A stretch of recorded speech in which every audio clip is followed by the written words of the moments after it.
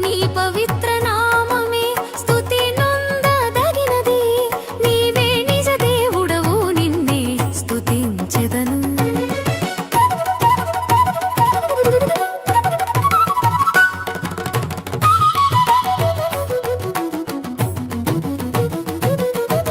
ఆకాశములో